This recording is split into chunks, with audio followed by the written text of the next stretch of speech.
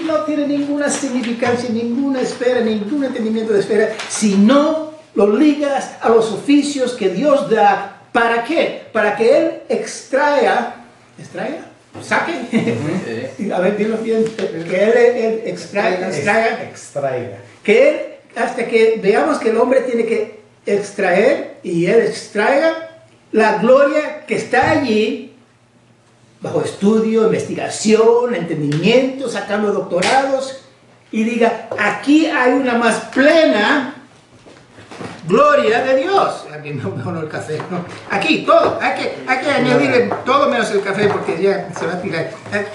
Y sigue estudiando. No, esto también hay que incluir el teléfono de mi hermano también. Y, Señor, aquí está toda tu gloria.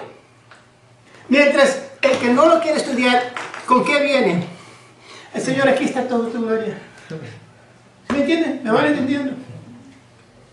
Esto apenas es la gloria que uno que estudia primaria le va a dar. No porque los humildes no pueden, sino porque es el esfuerzo de nada, el que puede hacer más. Mira aquella. Casi no dio nada, yo di 1 millón. Dice Cristo, no. Pero ella ¿qué? Dio todo. No va a comer hoy. Sí, no va a comer hoy.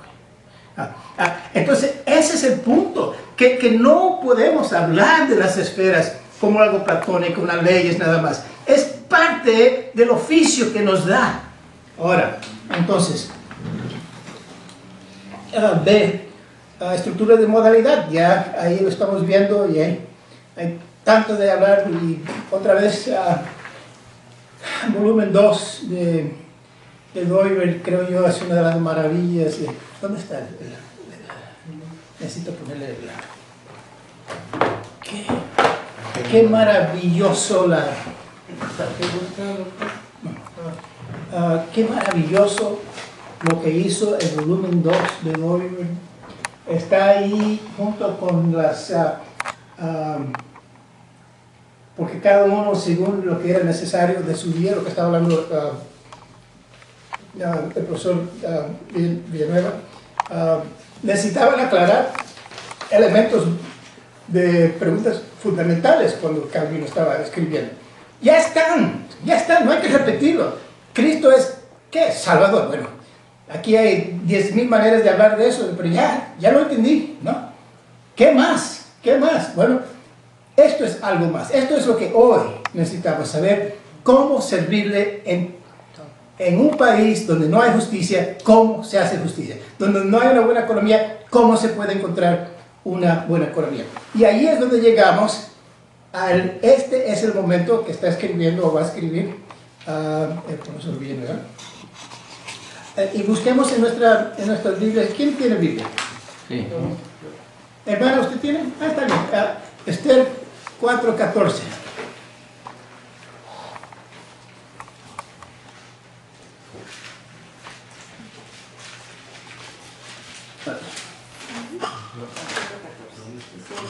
Porque si callas absolutamente en este tiempo, respiro y liberación vendrá de alguna otra parte para los judíos.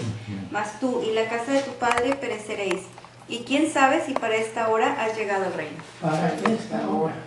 Y se lo dijo a una mujer. No.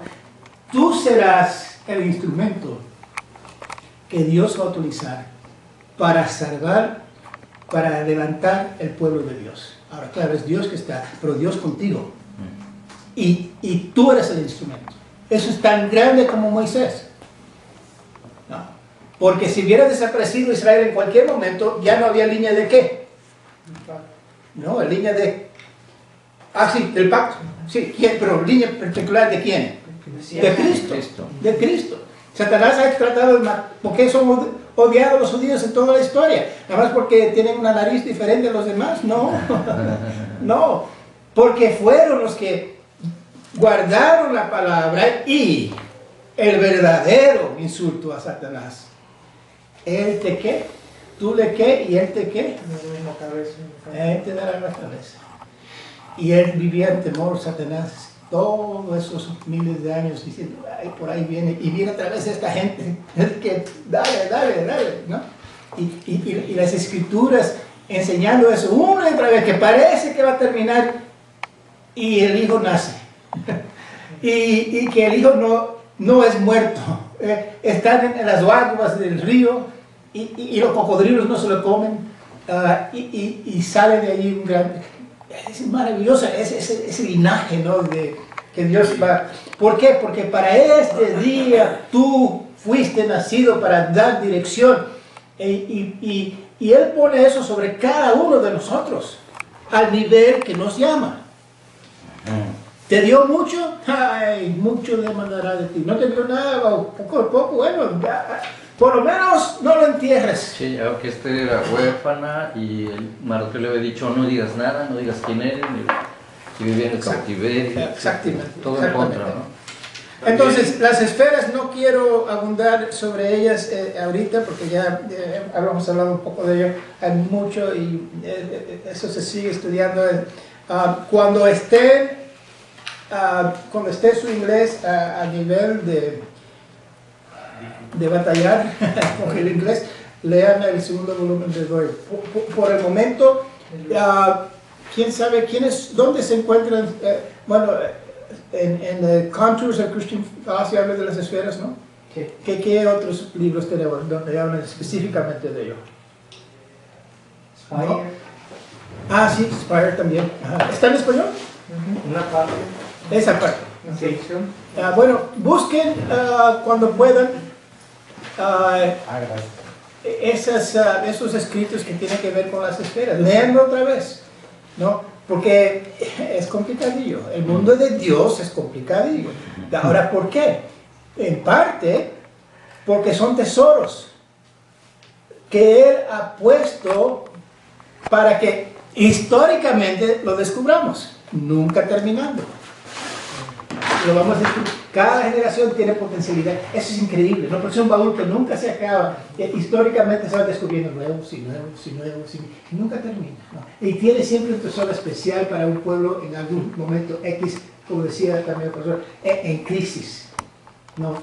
Y mientras todos están gritando y así con la cabeza loca, el pueblo cristiano dice, pero mira, tenemos un tesoro aquí, ¿no? ¡Wow! En medio de todo es un tesoro. Imagínense que hay un revoltijo allí y alguien diga, pero mira, un tesoro. Bueno, todos se callan y van sobre el tesoro, ¿no? Entonces, eso es algo muy grande. Quiero ir al 2, porque en el mundo ordenado por Dios, Él no solamente da estructura, pero impone direccionalidad espiritual dentro de su creación. No dejemos de usar la palabra espiritualidad, eso es bíblico, lo usan las escrituras, ¿cómo no va a ser bíblico? Solamente cuando es contrapuesto en forma dualista contra lo terrenal o el mundo, entonces tenemos que tener cuidado. Fuera de ello, tiene una significación muy importante intratemporal, que es que la estructura demanda dirección, porque no tiene en sí dirección. Hasta que el hombre, a través de su corazón, da dirección, no hay dirección. Y Dios, no podemos jugar ese juego de si hay unicorns, ¿cómo se dice unicorns? Unicornios. Si hay unicornios,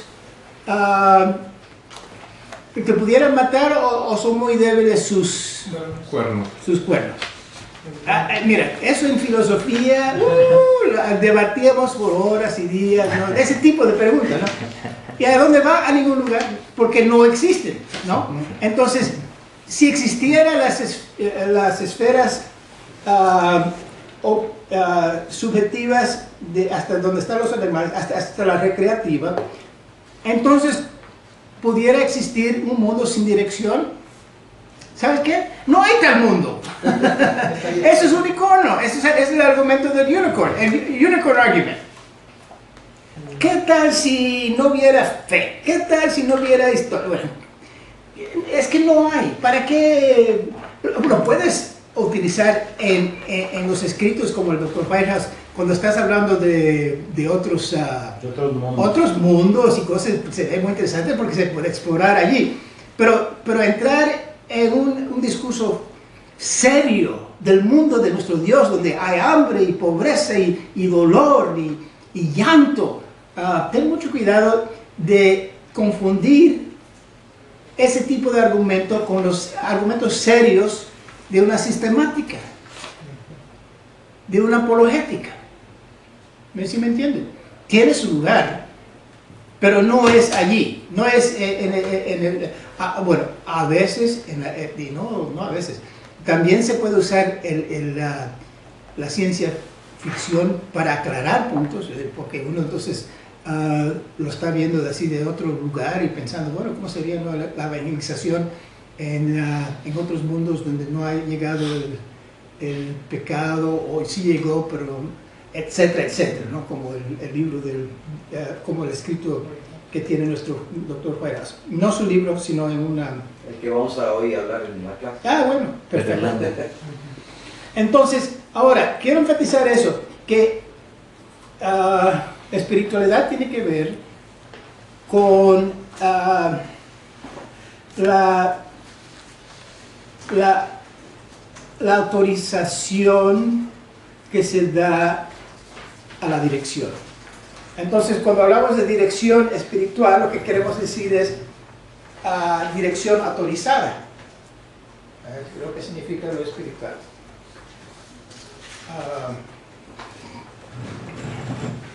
Génesis 2, ya lo conocemos, no voy a hablar mucho de ello. Simplemente es allí donde Dios, Él pone el gran no, que en realidad es simplemente el comienzo de dirección. Hasta ese momento no hay dirección, nada más hay estructura. Pero no es el mundo completo que Dios va a tener. Y él dice allí en Génesis 2, esto que acabo de crear, las estructuras, ahora viene una dirección. ¿Sabes qué? Tú eres el implementador de esa dirección. No. Y todo lo demás, sí. O mejor dicho, sí. No. No esto. Pero sí a todo lo demás. ¿No? Eso es dirección. Sin eso no había, antes de eso no había, la creación no estaba en el completo de del señorío que Dios iba a implementar sobre su creación, ¿no?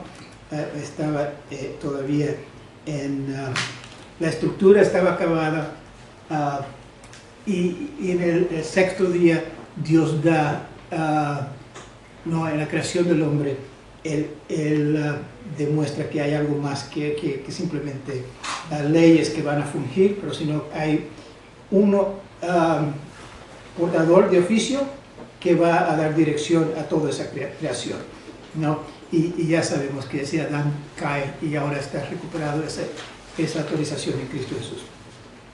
Y ahí es donde sí quiero hablar un poco.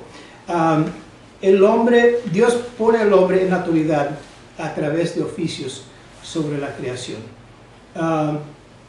Y ya sabemos Génesis 1, donde Él dice que vas a enseñorearse sobre la creación, vas a modelar lo que significa, vas a dar en forma autorizada, vas a enseñorearte sobre los peces, los animales, etcétera, etcétera, etcétera. Ahora, esta diferenciación habíamos hablado de la historia, de la diferenciación histórica, es demostrada cuando el hombre en forma subjetiva implementa con los deseos de su corazón y en reflexión a la comunidad de la cual es parte, en una forma impactuosa, algo que perdura por el tiempo. A ver, no sé si lo puedo repetir, pero sí lo captaron. Todo está grabado. Está grabado, sí. No hay historia nada más objetiva. Y no estoy hablando de objetivo y subjetivo en el sentido que los filósofos lo usan, estoy hablando en el sentido que Doyle precisamente lo utiliza, que está sujeto o es el objeto de algo. La rana es objeto del hombre cuando es idolizado. Hay tribus donde la rana o el no sé qué, el mono o el tigre, en México el tigre, muchas veces era idolizado, o la serpiente. Y es irónico, la idolización de la serpiente es casi mundial. Sí. Y Dios representa a Satanás como la serpiente. Hay como que algo allí, ¿no? Sería interesante saber y descubrir algún día cuando estamos en el cielo, ¿no? Quitarle la pluma. Sí. Entonces el hombre para ver historia tiene que subjetivamente, a través de la volación, su propia voluntad, su propia voluntad, en reflejo en reflejo de la comunidad y a la vez llevando la comunidad adelante como líder en términos de liderazgo, comienza a impactar y en una forma que perdura el impacto.